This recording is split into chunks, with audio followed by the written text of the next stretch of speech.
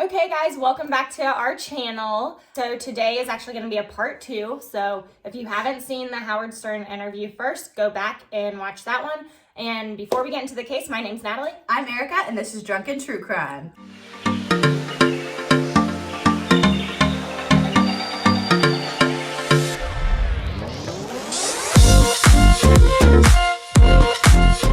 For those of you that are returning, thank you for coming back and watching the shit show that is us.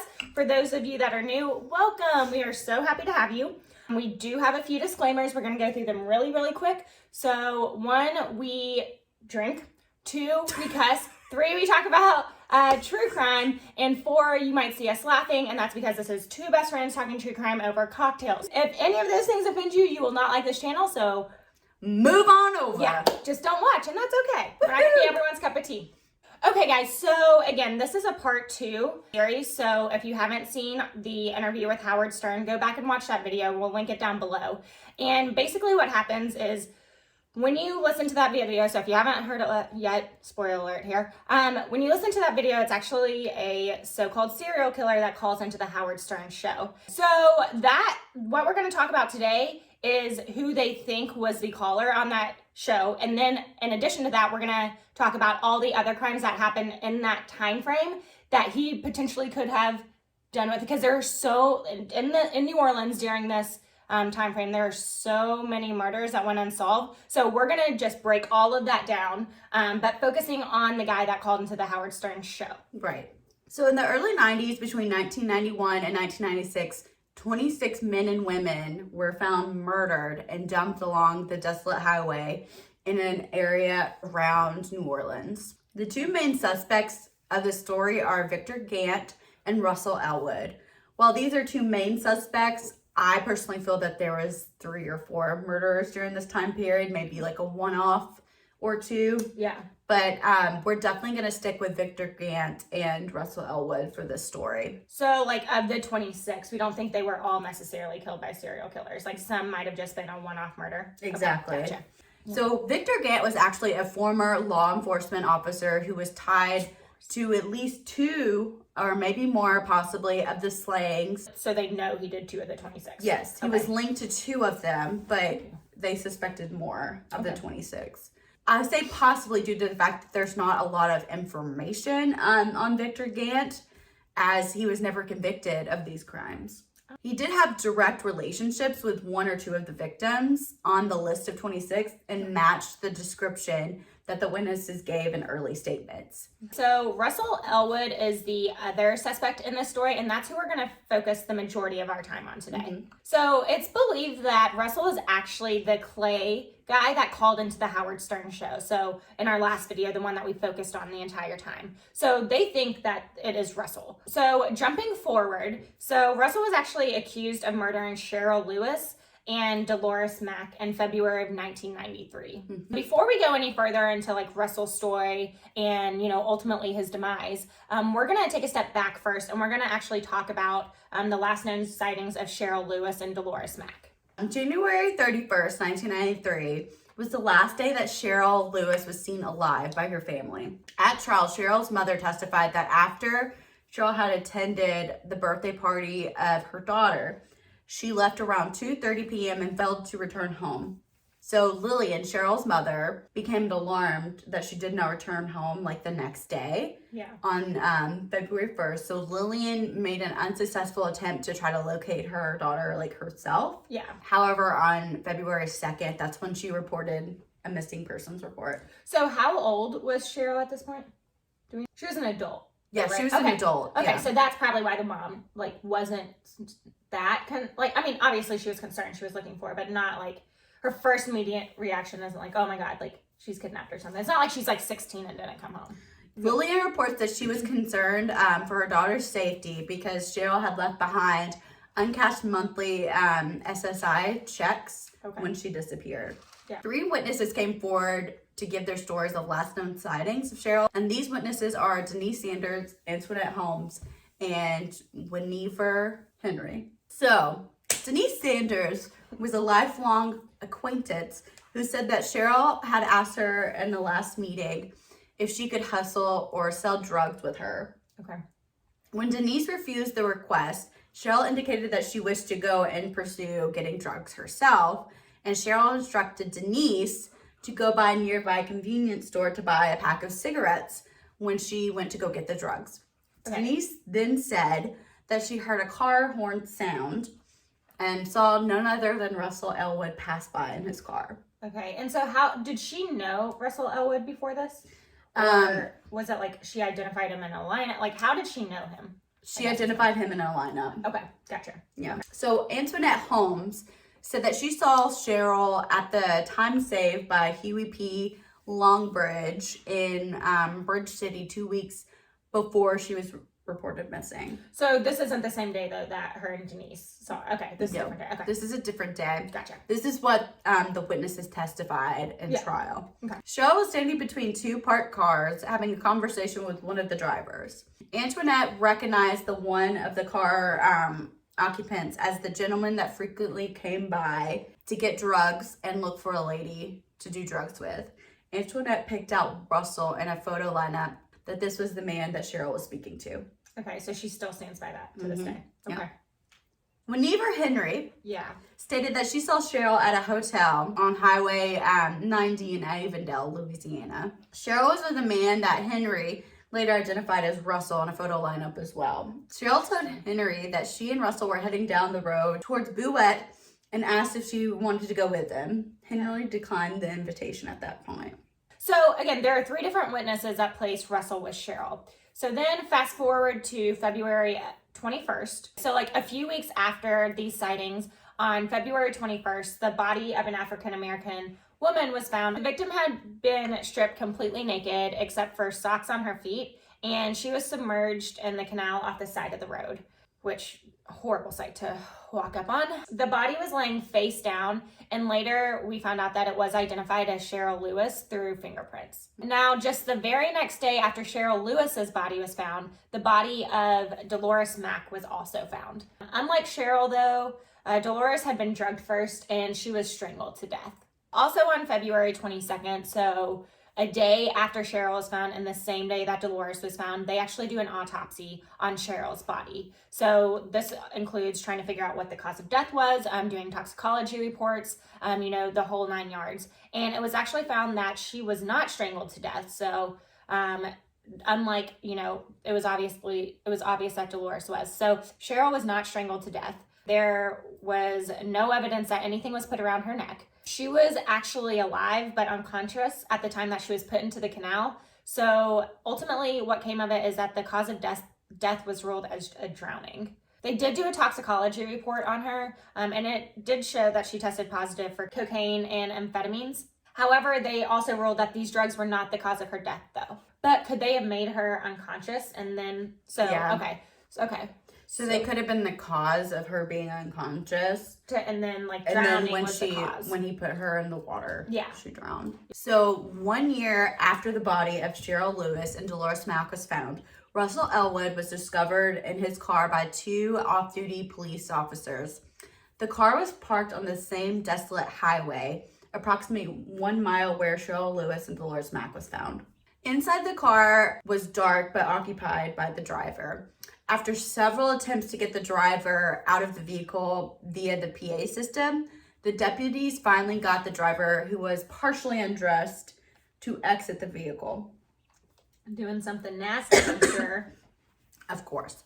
The driver provided a valid Louisiana driver's license that identified him as Russell Elwood. Russell told deputies that he was there to change the oil and brakes in his car. With his pants off? Okay, Russell, sure. So you're gonna take your pants off to change the oil? Yeah, that makes Maybe he didn't want to get his pants dirty. I mean, that's a theory, but I don't want to be changing my oil next to all gross stuff with my wang hanging out. Russell consented to the deputies doing a search for his vehicle. Shocker, the deputies did not find oil changing supplies or oil filters or brake pads. So he fucking lied. Wasn't doing that. What did we think he was doing with his pants off? However, they did find a brown medicine bottle and a spoon with some tools on the floorboard of the passenger side. So again, they find Russell on the side of the road changing his oil. And, obviously things are just off. And multiple witnesses, said that they saw Sheryl with Russell. And so they start their investigation into him. And so they actually developed the Serial Crime Force, which was originally created in order to, investigate these murders of multiple sex workers in the New Orleans area between the years of 1991 and 1996.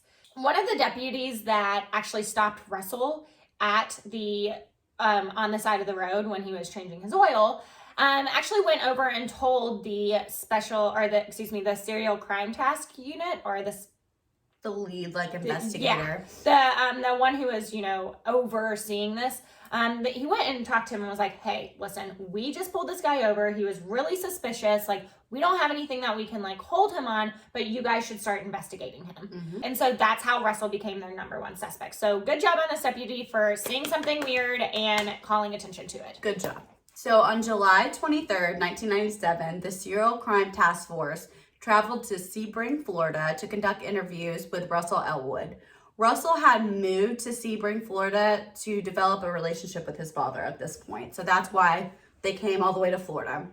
The day of the first interview with Russell, investigators went to his apartment around 8 a.m., advising Russell that they were there to investigate the murders in the New Orleans area. Russell told the investigators that he had dreamt that the police were coming to get him because of the serial murders during that time.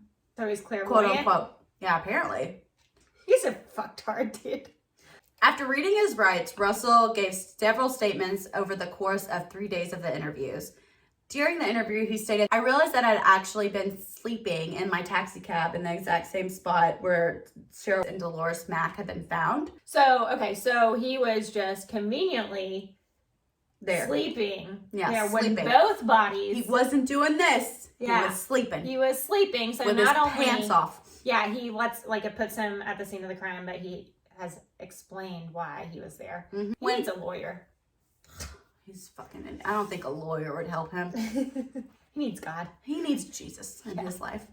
When asked if Russell interacted in any form or fashion with sex workers, he'd say, I say it's over 100 interactions in my entire life. Whether these interactions are sexual related or just partying, it's unknown at this point, though. But something nefarious seems to have been going on. Oh, definitely. Definitely. Russell also stated in this interview that he engaged in cocaine use, crack use, LSD, IV drugs as well, but currently wasn't doing them at the time of the interviews. Oh, okay. So we just do all that for fun and partying, but yeah, recreational. During the interview, he's sober. Yeah, during the rest of the week, we're just sober Sally over here. Okay. Yeah. He doesn't have a problem at all. When investigators asked if he had any involvement with Sheryl Lewis or Dolores Mack, he said he didn't. Okay. That interview was conducted in July. So just a few weeks later, on August 4th of 1997, so, just a few weeks after the interview was conducted, Russell actually gets arrested for trying to purchase cocaine from an undercover police officer in Sebring, Florida. But he wasn't doing anything during the interview. Yeah, but he's sober, right? He's not doing that anymore. Totes sober. Lord. So Russell's actually arrested for this, obviously, and he's incarcerated for 85 days. During his stay, though, he actually goes around to several inmates and says and talks about killing sex workers in New Orleans. Dumb, dude, dumb. Like, what? Dumas. So, anyways, these inmates are like, okay, we're going to say something. We're going to testify against him. So the inmates that actually ended up testifying against Elwood in his trial were Stan Hill and Charles Stewart. Stan Hill reports, so according to him, Russell had told him that he would take these sex workers to a remote area. He would overdose them, choke them, and drag them out of his taxi cab naked. Awful. Terrible. So Russell actually does admit to police that he said this to Stan Hill. But is it true? Like, are you making this up to try to, brag? Yeah, brag in prison, seem tough in jail? No. Okay, I don't know. This guy's fucked up. Yeah. So Charles Stewart, so the other inmate that testified against Russell, said that Russell told him that he was a suspect in a murder, but that they wouldn't be able to convict him on any of them but 3. So The police at this point are only looking at him for 2 murders, but he tells Charles that he's saying that he's committed a ton more and they can only maybe convict him on 3 of them. Right. Russell also told Charles Stewart that, and I quote, "Every dead crack whore was a good start." Good start? Fuck off. What did you end up doing? Fuck off. And he was out with a prostitute shooting dope, and she wigged out, and he ended up leaving, and then somehow this girl ended up dead the next day. But he had nothing to do with it. Right, nothing to do with it, but every good crack whore was a good start. You're awful. Awful. Like, just shut your mouth and, like, go rot in prison. Awful. Ugh. So, Russell was released after being incarcerated for 85 days. He was then placed on probation for the Florida cocaine charge and moved to Canton, Ohio to work for his brother. The task force actually went to Ohio to conduct a second round of interviews at this point. During the interview, Russell had agreed to give the investigators 2 cases in 3161, referring to the stretch of the road and the highway where the bodies, where the murdered bodies were found. On November 25th, 1997, the investigator who was interviewing Russell in Ohio had allowed Russell to contact Gorman of Jefferson Sheriff's Office. Gorman was the lead investigator of the task force who conducted the first round of interviews in Florida. Okay. So Russell told Gorman that he wished to return to Louisiana. Gorman told him that this was not possible unless he was willing to give a written statement of the murders. Okay. Russell then told Gorman, "I'm going to give you 2. Just let me come back to New Orleans." Yeah. So after that phone call with Gorman, Russell told the task force investigators that were in Ohio with him, "I'm willing to give you this. I took a black female, put her in a car, I took her down the road, and I put her in the water. That's what I'm going to give you." While he made the statement to the investigators, he refused to get a statement on tape or any written statement. So on January 1998, Russell voluntarily returned to Louisiana from Ohio and was pulled over for a speeding ticket going towards Louisiana. Because of the outstanding contempt of court charges resulting in failure to appear in court for traffic charges, he was actually taken into custody where he was then arrested for the murders of Dolores Mack and Cheryl Lewis. Okay, so to Erica's point, Russell does finally get arrested for the murders of Sheryl Lewis and Dolores Mack.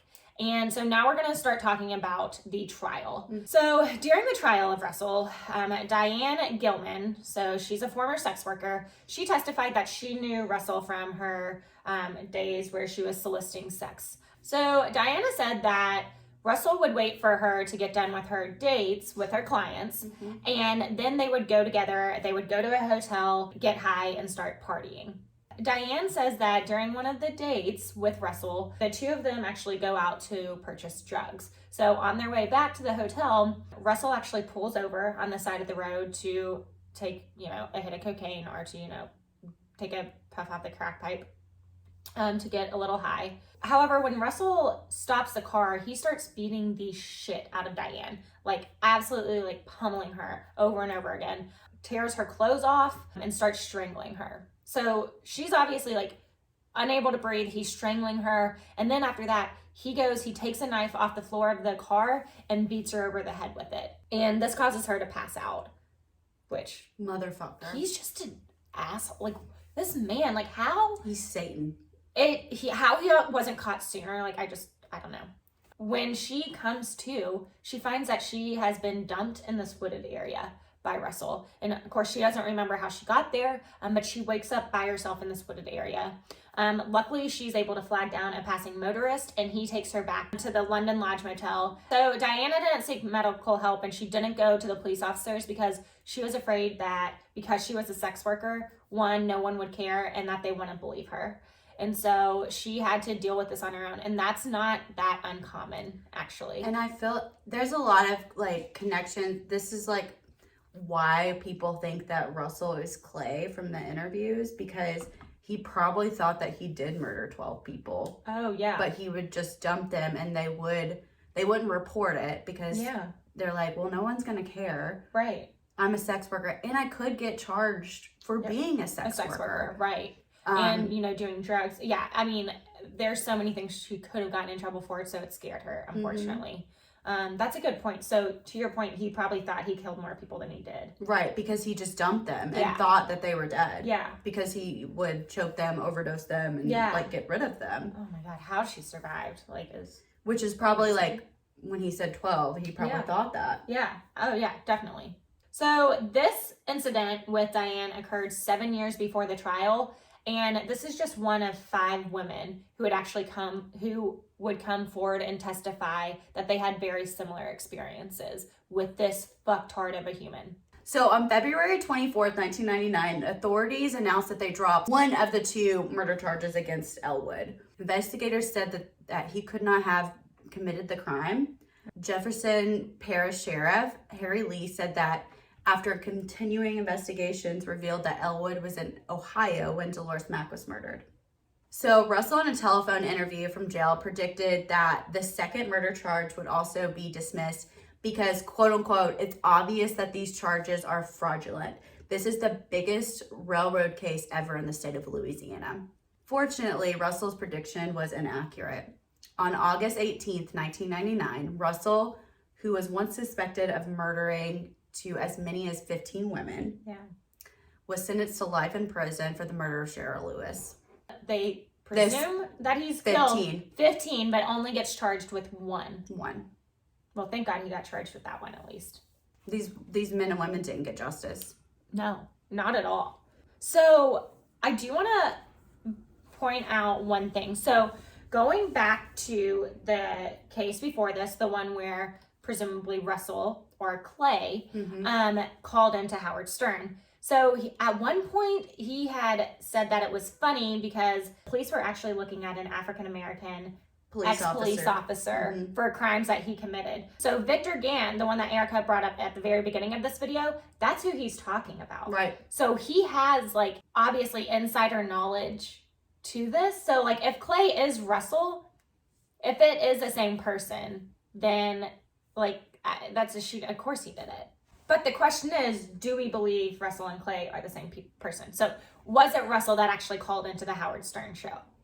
I go back and forth on this. Yeah. Because, like I said earlier, yeah.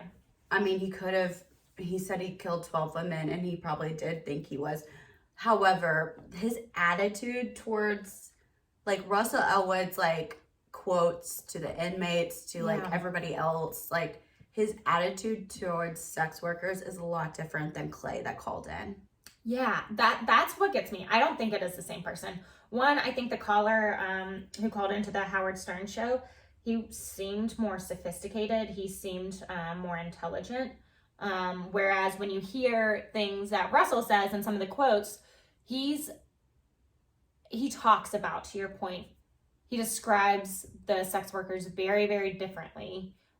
How he talks about them, his education levels, they just seem two very different ones. Now, this could be that when Russell called, or whoever called in, presume, hypothetically, if it was Russell, when he called in, maybe he was sober when he called into the Howard Stern show, maybe he was on drugs when he did these other interviews. However, when he talked to the inmates, he probably wasn't on drugs because he was in prison. Yeah. Not to say that there aren't drugs in prison, but, let's just go with this theory with me. So that's where I guess, like, if he's in jail, or prison, he's not doing on drugs.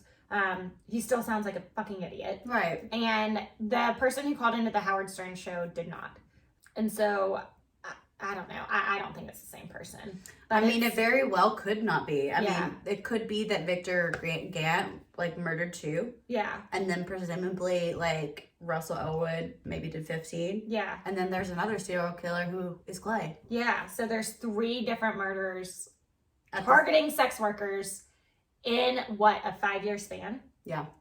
In New Orleans? In the early 90s. That's terrifying. I think you're right, though. I think it's 3 different people. Only one got justice. Got charged. Yeah. Only one of the 26 people who were murdered saw justice. Yeah. Saw justice. Had someone arrested and convicted for it. We're going to show the list of names, ages, where the bodies were found, and where they were found. Yeah. And there's a lot. There's, like, a couple of them that say Jane Doe and John Doe. So they still haven't been able to identify them? Yeah. That's so sad.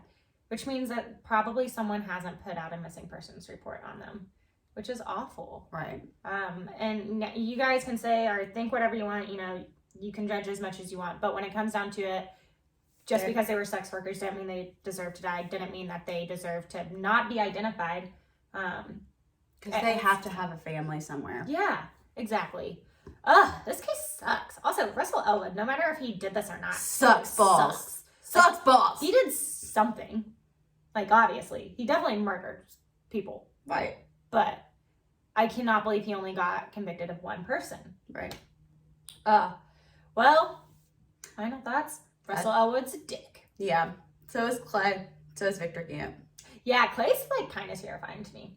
The fact that I don't think that they have caught Clay is terrifying to me. That is very terrifying. And let's say he's still probably alive. I mean, presumably. Hopefully he's in jail somewhere.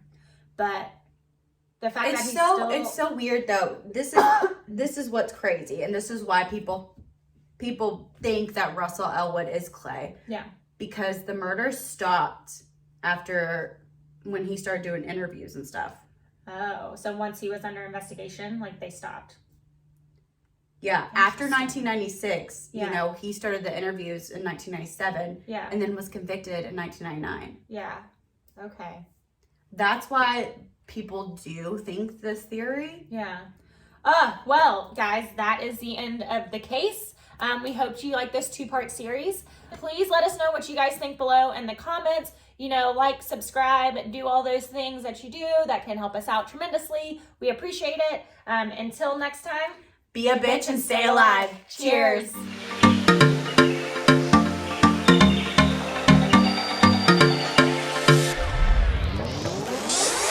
This is Maximus. And I'm still fucking up no matter what. So Sheryl. Drink break. Lily. Girl, I don't even know.